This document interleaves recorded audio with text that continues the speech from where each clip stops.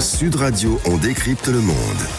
Après son débat raté face à Donald Trump, Joe Biden a accordé une interview d'une vingtaine de minutes à la chaîne ABC. Le président américain maintient sa candidature. On en parle ce matin avec Jean-Claude Beaujour, avocat, président du Forum transatlantique. Bonjour Jean-Claude Beaujour. Bonjour. Alors Joe Biden persiste, il reste dans la course à la Maison-Blanche. Est-ce que cela est bien raisonnable ? En tout état de cause, il a choisi l'option de maintenir sa candidature pour l'instant.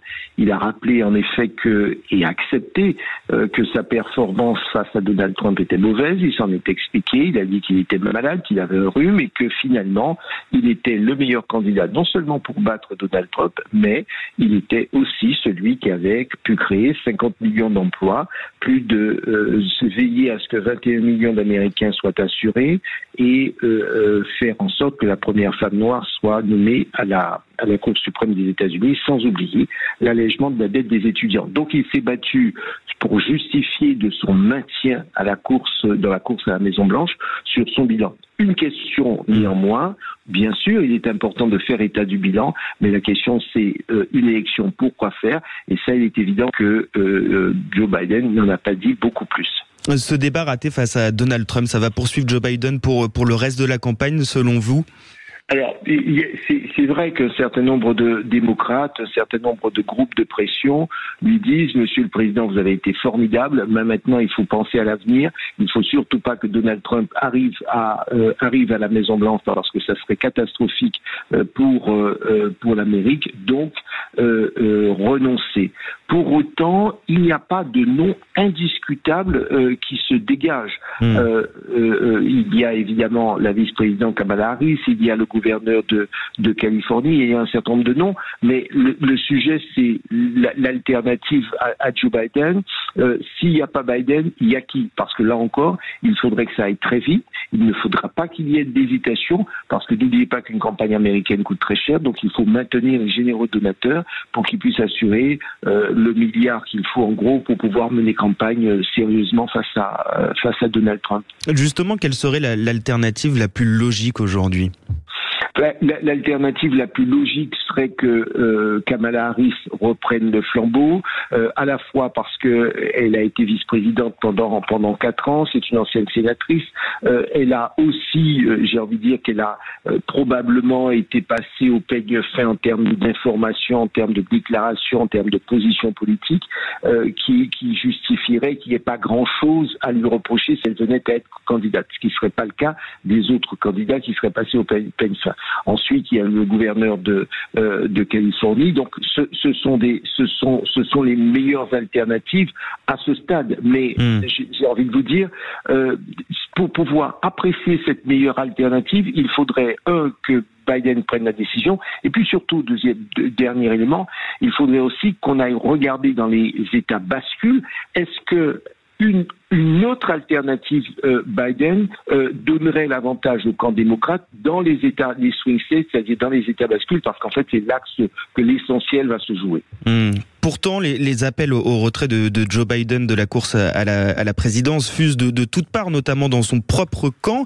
Est-ce qu'il peut réellement continuer à faire la sourde oreille ? Il y a le sénateur démocrate de Virginie, par exemple, qui lance une offensive selon le Washington Post, qui tente de créer un groupe de sénateurs pour faire pression sur Joe Biden pour lui demander de se retirer. On sent quand même cette pression sur le président américain. Alors, bien sûr, il y a une pression, on entend les voix, mais il ne faut pas surestimer les voix qui s'expriment aujourd'hui. Vous avez vu que Axelrod est quand même très discret, et qui dit Axelrod dit aussi le camp Obama. Tout ça est très compliqué. Pourquoi ? Parce que si le président décide, s'il renonce à se présenter, j'ai envie de dire, il faut que ce soit fait de manière chirurgicale, c'est-à-dire qu'il faut qu'il renonce, mais qu'il faut dans le même temps qu'on soit sûr qu'on a la bonne alternative, qu'on soit sûr de conserver les généraux donateurs, sinon on va à l'échec. Et là, à ce moment-là, le Parti démocrate non seulement risque de vivre mal cette situation, mais en plus, si vous avez un échec de ce point de vue, il sera soit reproché à ceux qui auront forcé le pas, soit reproché à l'équipe Biden. Donc c'est vrai que c'est normal qu'un certain nombre, et on l'a entendu, vous avez entendu comme moi l'intervention, le débat face à Donald Trump, il était catastrophique et c'est vrai qu'on s'est dit on peut pas continuer. Probablement un dernier élément au-delà des voix qui appellent Joe Biden à se retirer.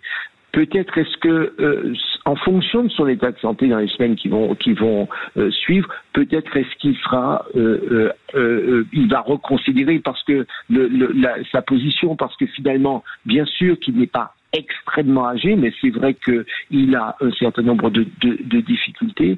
Dans les semaines qui vont suivre, il s'interrogera et c'est à lui de le faire, puisqu'en l'état, c'est à lui de le faire, de se dire est-ce que je peux véritablement non seulement faire campagne, mais aussi surtout gagner et puis assurer un mandat, parce qu'on ne va pas à une élection en se disant le lendemain je démissionnerai. C'est aussi assurer 4 ans.